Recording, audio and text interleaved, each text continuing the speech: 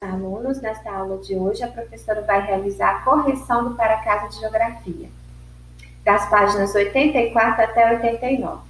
Nós encerramos a unidade 2 sobre a urbanização brasileira e essas atividades vêm recapitular e recordar, os principais conceitos e noções, que nós aprendemos ao longo da unidade e também aplicar o nosso conhecimento. Vamos lá? O que você aprendeu? Leia o texto e responda as questões. A cidade de Salvador, no atual estado da Bahia, já foi fundada na condição de cidade. Tomé de Souza fundou a cidade de Salvador em 1549 para ser a sede do governo português no Brasil. Salvador foi a primeira capital do Brasil.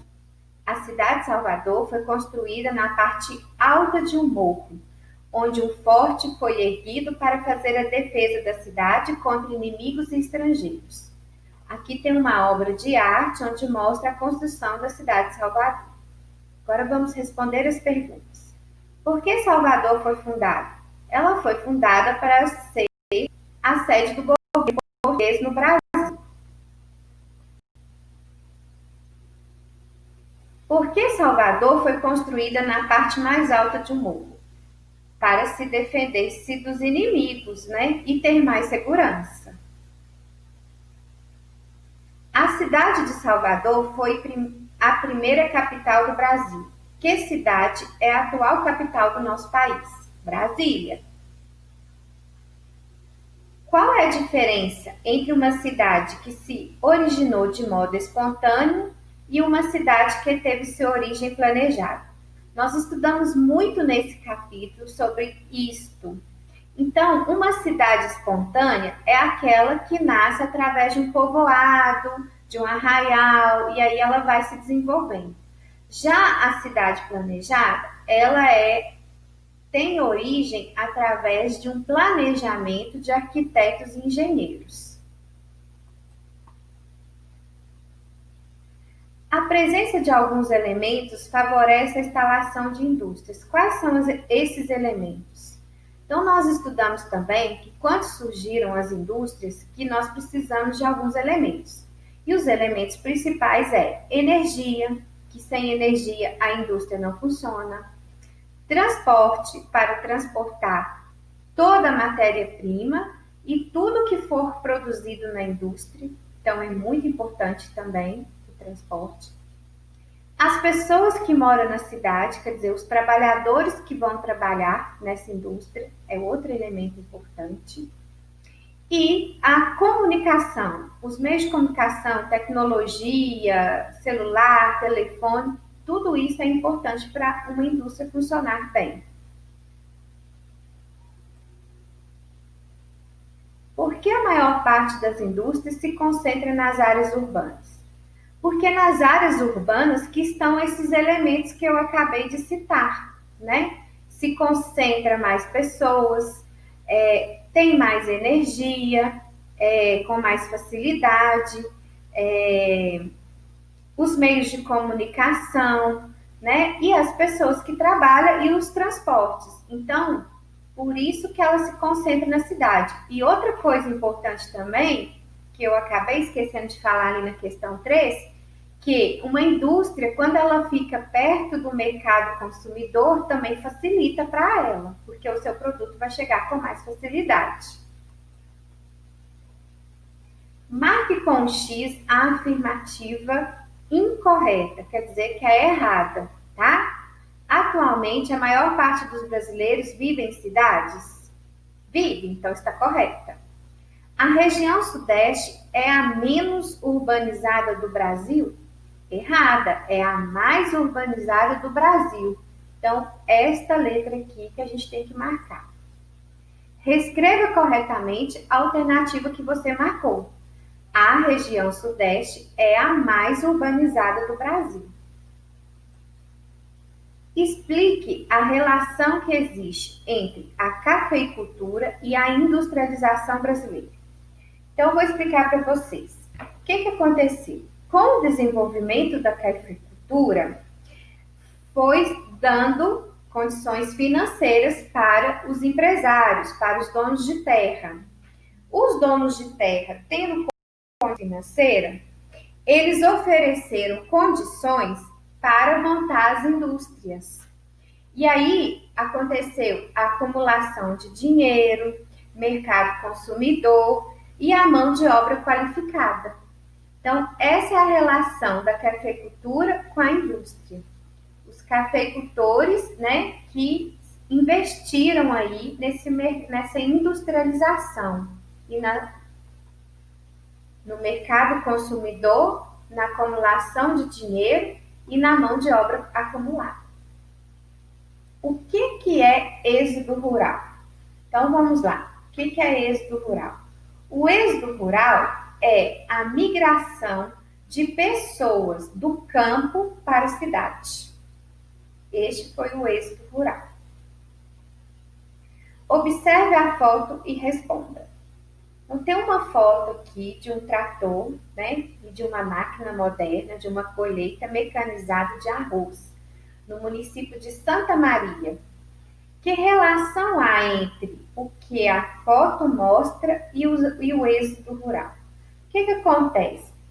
Com a mecanização chegando no campo, né, essas máquinas modernas, aí não precisou das pessoas, precisou de menos pessoas no campo.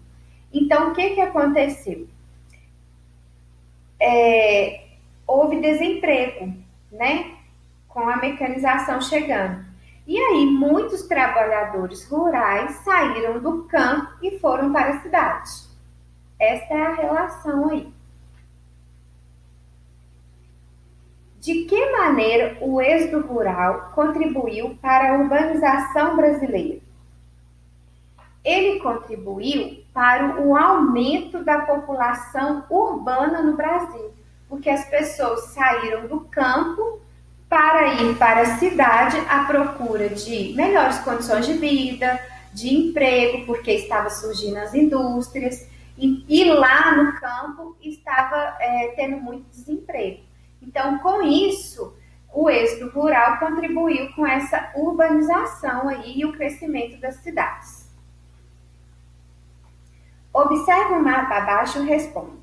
Esse mapa aqui, ele mostra a população urbana por unidade federativa, né? Por cada estado. E agora, ele pergunta, o que o mapa mostra? Então, o mapa mostra a distribuição da população por unidade. E no ano de 2015. Quais são as unidades federativas com mais pessoas vivendo nas cidades? Se você observar aqui, ó, tem uma legenda. E essa legenda vai mostrar aqui a proporção de pessoas vivendo em áreas urbanas. A maior concentração é esse vermelho bem escuro. Então, é a cidade de São Paulo, Rio de Janeiro e Distrito Federal, onde está esse vermelho bem vinho aqui, ó, bem escuro. E qual é a unidade federativa que tem menos pessoas vivendo nas cidades? Então, o menos, ele é um bege clarinho aqui, ó, e esse bege clarinho está aqui, ó, no MA, que é Maranhão, né? Agora, eu terminei de corrigir a página 87, nós vamos para a página 88 e 89. Na página 88, começa com uma foto. A foto abaixo mostra a cidade de Manaus.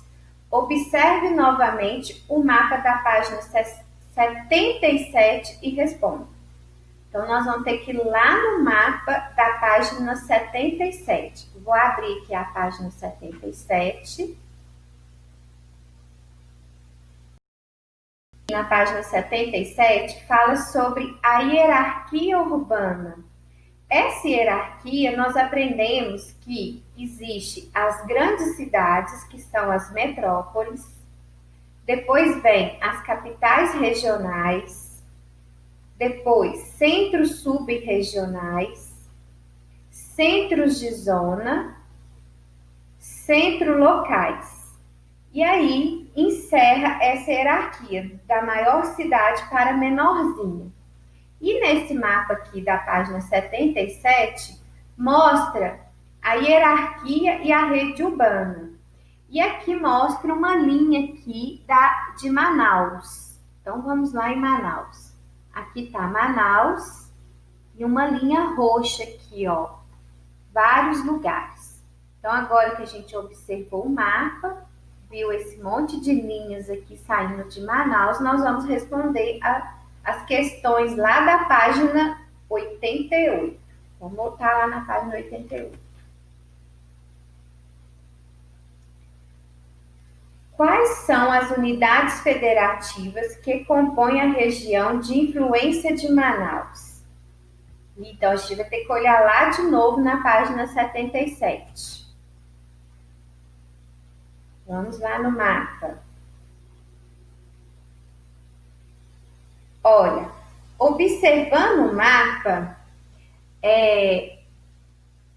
aqui, saindo nessa linha, é Amazonas e Roraima. Aqui, ó, a linha, né? São essas duas cidades. Vamos voltar lá para ver a próxima pergunta. Vou ter que ir e voltar, né? Porque... Qual é a classificação de Manaus na hierarquia urbana proposta pelo IBGE? Então, vamos voltar lá na página 77 e ver a classificação de Manaus.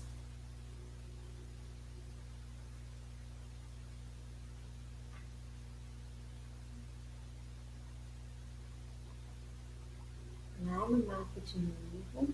Hierarquia dos centros urbanos. Tá vendo esse símbolo aqui que eu tô passando o mouse? Olha, é um hexágono. Tá escrito metrópole.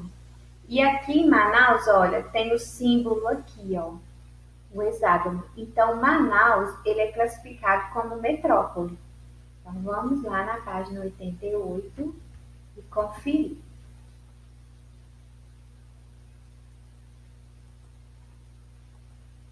Ok. Cite outras 3 cidades que estão na mesma categoria de Manaus. Eu não vou voltar no mapa, não, porque a gente sabe citar aqui quais são outras metrópoles no Brasil. Então, pensa bem, São Paulo, Rio de Janeiro, Belo Horizonte. Né? E aqui ainda fala mais no livro, olha, Belém, Fortaleza, Recife, Salvador, Curitiba, Porto Alegre, Goiânia, Brasília. E aí a professora falou, Belo Horizonte, Rio de Janeiro e São Paulo, né? Então, vamos continuar. Explique como são as cidades classificadas nessa categoria da hierarquia urbana. Essas cidades são metrópoles, né? São de grande porte, com muitos habitantes e grande área de influência, né? Elas são muito bem desenvolvidas. Essa questão aqui de baixo pede para reunir com um colega. Nós sabemos que as atividades nós estamos fazendo individual. Então, vamos ver aqui, ó. Quais são as principais qualidades do lugar onde vocês vivem? Isto aqui vai ser uma resposta pessoal. Mas a professora pode falar que a nossa cidade de Pará de Minas tem várias qualidades. É uma cidade tranquila, é uma cidade organizada, é uma cidade que sempre está aberta a receber indústrias para melhorar a nossa economia. Então, eu vejo várias qualidades aqui na cidade de Pará de Minas. Pessoal, quais são os principais problemas desse lugar? Olha, os problemas aqui também vai ser uma resposta pessoal. Mas eu acho que Pará de Minas ainda nós temos alguns problemas econômicos. Eu acho que poderia ter mais investimento na economia de Pará de Minas, mais empregos, né? Estamos aí com bastante jovens entrando no mercado e eu acho que Pará de Minas tem poucas oportunidades de emprego. Mas também eu acho que poderia ter um investimento numa faculdade federal aqui dentro de Pará de Minas, sei lá, assim, eu tenho algumas ideias assim. Agora, os principais problemas, assim, graças a Deus, a gente não tem tantos problemas não, porque é uma cidade que tem uma infraestrutura boa, né? Tem energia, internet, tem coleta de lixo, tem tratamento de água, tem tratamento de esgoto. Nós temos os problemas de como é que fala? Fugiu aqui agora, gente, que eu queria falar, que é perigo, né? Mas o perigo está em todas as cidades. Aqui na letra C, fala para fazer um desenho em cada parte de uma folha avulsa. Do lado esquerdo, representando as qualidades desse lugar, e do lado direito, os problemas. Então, se você tiver feito na aula online, eu vou visualizar aí, vocês compartilham com a professora, tá bom? O mural a gente deixa para uma outra oportunidade. Escolha um dos problemas apontados na atividade anterior e escreva um pequeno texto apresentando possíveis soluções para esse problema. Então, dependendo do que você escrever, né, a gente pode também estar ouvindo durante a aula online o seu pequeno texto, porque eu não sei qual que foi a sua visão, o problema que você acha que Pará de Minas tem, né? A professora falou alguns problemas aqui, mas eu não sei se você vai ter a mesma visão da professora. Então, eu vou deixar também para a gente resolver a número 13 na aula online, tá? Aqui você vai ver que é uma resposta pessoal, ok? Aqui nós encerramos a correção da página 89. Espero que vocês tenham compreendido, recordado a matéria e até a nossa próxima aula.